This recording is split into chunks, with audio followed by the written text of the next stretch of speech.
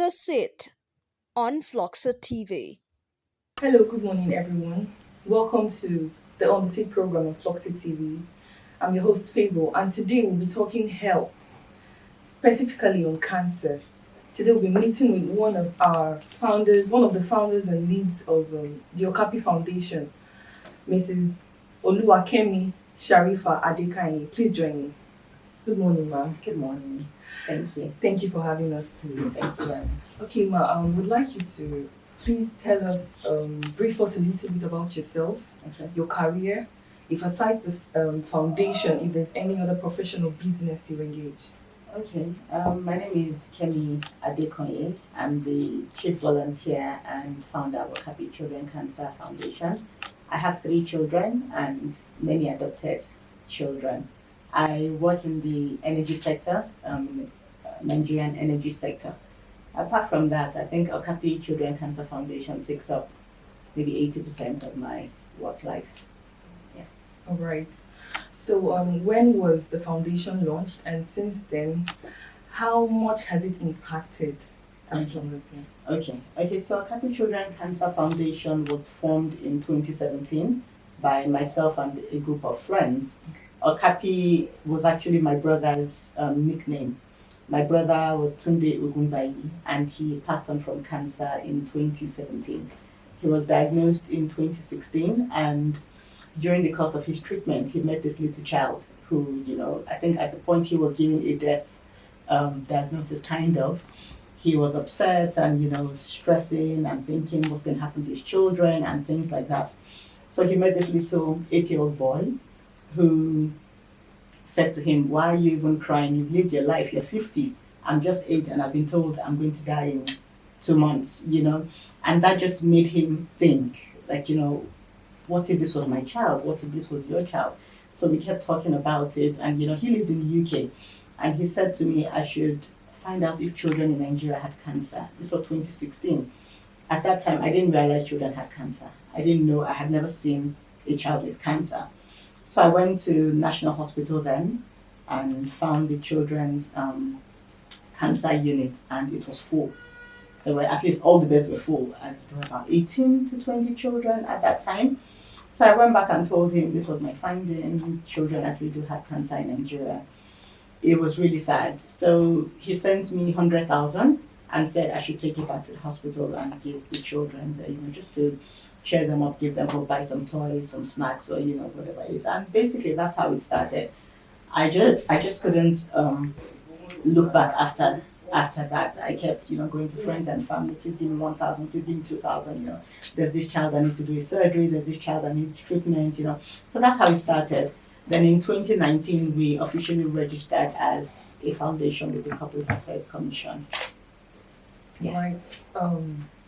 Okay. So you've been in this since 2016. 2017, yes. What can you say exactly that cancer is? What is the cause of this cancer, and what is the common type of cancer in childhood, in children? Okay, I'm not a doctor. I'll just say that first of all before we go too far into this. But from what we've experienced and what we've seen, the most common cancer in children is leukemia, which is cancer of the blood. We've recently started seeing kidney cancers. We've recently started seeing lymphomas and things like that. But the most common, and I think where we have seen also survivors, is in leukemia. I could say 80% of children we've assisted have had one form of leukemia or the other. Okay, so it's basically leukemia. There's so many other for the cancers. Children get cancers of the stomach, of the liver, of the kidney, brain tumors. There are all sorts of different cancers. But what we have seen and what we have experienced is more of leukemia, which is cancer of the blood. Okay, based on the current statistics, recent updates in Nigeria concerning children cancer, there's like 46 children every day diagnosed with cancer, and about 5,600 in a year diagnosed children from the ages of birth to 19 diagnosed with cancer here in Nigeria. What do you think is the reason why there's this high spread in childrenhood, especially?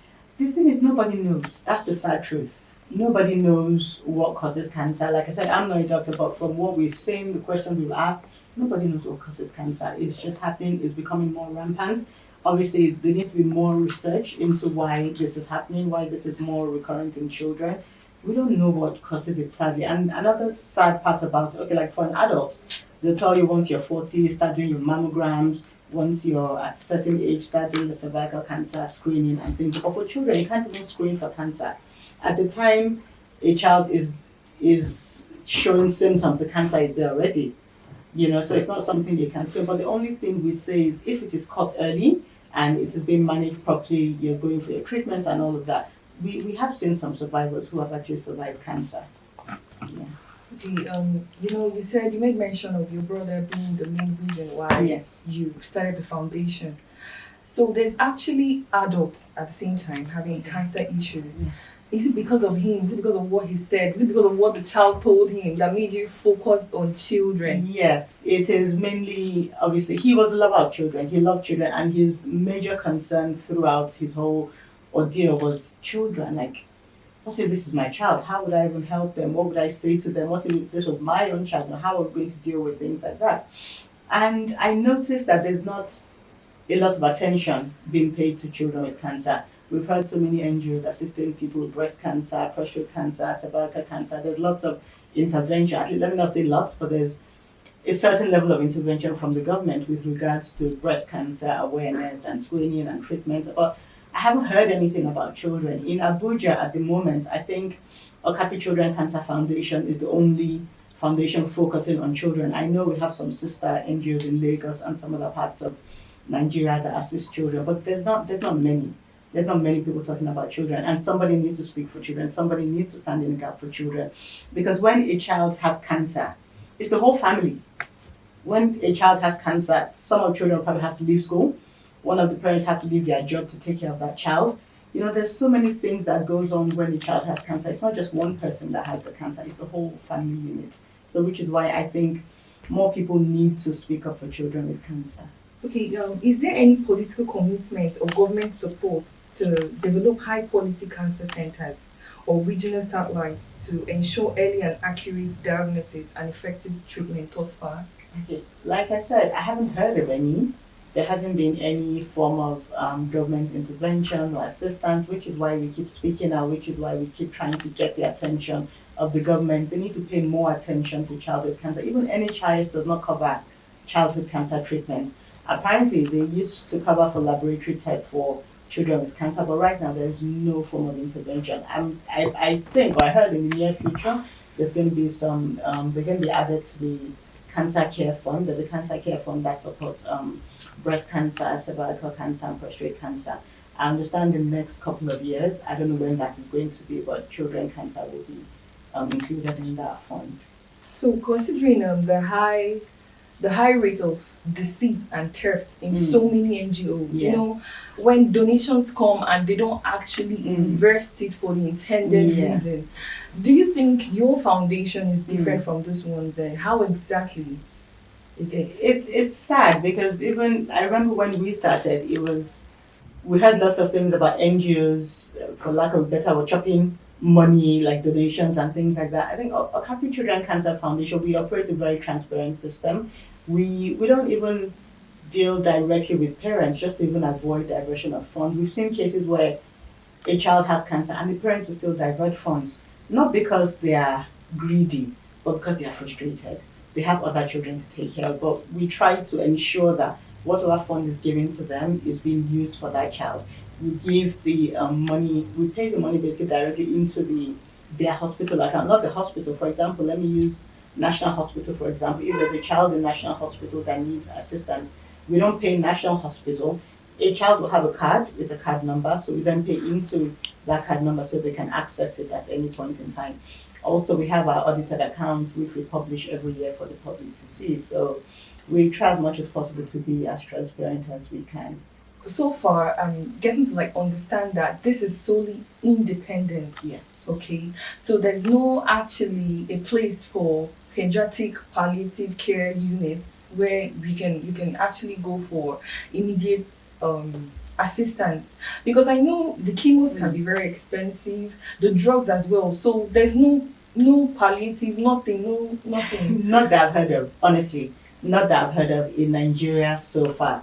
What we do is to basically get donations, funds from our friends and family. Some corporate organizations have started partnering with us. They've started giving us some donations and all that, but it's strictly based on a family and friend relationship. There's no form of intervention whatsoever. Since the past years the foundation was formed, how many children has survived? How many can you say has survived through the foundation? Okay, that I can recall right now, we have about 3 survivors who have actually gone back to school and they're doing well. Obviously, we've lost some along the way, but we do have some. I actually have one here with me today. His name is Shitsu Adewumi. We met him very early in his diagnosis, and he's gone through the cancer treatment. He's back in school, and he's doing very, very well, like the average 11-year-old boy. All right. So, is there any challenge you constantly faced or had to meet every time through this journey? Yes, the lack of awareness. Lack of awareness is it's a major challenge for most people. We had a case recently where a child was diagnosed with cancer in Benue State, and the parents took her out of hospital. They started with traditional treatments and self care and all of that, and the whole "it's not my portion" mentality. They took her out of hospital. By the time they came back, it was bad. Sadly, the child passed on a couple of days ago. So we always try to encourage people, keep them in hospital, go through the treatment course, go through the treatment plans, and hopefully they will survive it, because children can survive cancer, but you need to do the treatment, you need to stay the course. It's hard, it's difficult. Chemotherapy is difficult, even on an adult. So when you think about children going through chemo, it's difficult, and it's some people find it easier to just run away from it, but that wouldn't help. So we always try to encourage people. There are times when we literally have to beg parents to keep their children in hospitals. So that's one of the major challenges we face. Of course, funding is also one of our biggest challenges. Like I said, we don't have any form of support, so we keep going from door to door, knocking and begging and asking for people to support and donate to Okapi Children Cancer Foundation. All right. So you mentioned that you have one of them staying with you. Yes, he actually comes on holiday. We met him I think we met him on the day of his diagnosis. We had literally just started Okapi Children Cancer Foundation then, and we went into National Hospital for a visit just to see the children, because we tend to do that from time to time. We visit the children, Children's Day, Christmas Day, so just occasionally, if you're passing by, just stop by, say hello to them. So we met him the day he was diagnosed, and to God be the glory, he's doing very well now. And so he comes around for holidays. Okay, so you made mention of a walk coming up on Saturday, 24th. Can you please tell us about it? Okay, so like I said, one of the things which I said earlier is a lack of awareness. So what we do every September is to create awareness on childhood cancer, to let people know that children do have cancer, children can survive cancer, come out and support, come out and do the work. And it's also good for exercise for adults as well. So it's time where we all come together and show solidarity for children with cancer. September is recognized internationally as Childhood Cancer Awareness Month. So every September we come together as a group, as Nigerians, to show support for children with cancer. Okay. We have a Walk of Hope for Children Fighting Cancer on Saturday, 24th September 2022. The takeoff point will be at Sandrelia Hotel, Otako. Please, let's come out and support this foundation. It's very important because there are lots of children who need voices, who need people to talk for them, who need people who they can express themselves through them, because they can't actually do this on their own. They go to hospitals, there's a lot of children. For more inquiries and sponsorship, the numbers are going to be displayed on your screen, so you're going to see the numbers, and please try as much as you can to support. Thank you. Can you please, what are your word of advice to these parents that their children are probably experiencing this unbearable condition or situation and they're in the hospital? What can you tell the parents? What we always try to do is to encourage them, to tell them there's hope. It is not their fault. They didn't do anything wrong. Childhood cancer can happen to anybody. It can happen to any child, any family. It does not discriminate. So do not feel bad that your child has cancer. Do all you can. Go through your course of treatment. Seek for help when you need to. And God willing, the child will survive. All right. Thank you so much for your time. Thank you. Many thanks for letting us come. That's it on today's On the Seed program on cancer and childrenhood cancer. We've all heard that these things they can actually be sorted out. These children can actually be saved. They could be helped. But we can't do it alone. They can't do it alone. Everyone needs support. And to parents who have their children in this situation, please do not lose hope. Do not lose hope. There's always help. And thank God for the Okapi Foundation. We have people speaking for the children now. And we also urge for the government support and everyone who can support. If you want to make inquiries, if you want to talk to the foundation, if you want to come to the foundation, everything you're going to see. Thank you so much. That's it on today's episode of On the Seat. And that's it on some of the things you need to know about children cancer because it's real. Thank you for staying with us. On the Sit on Floxa TV.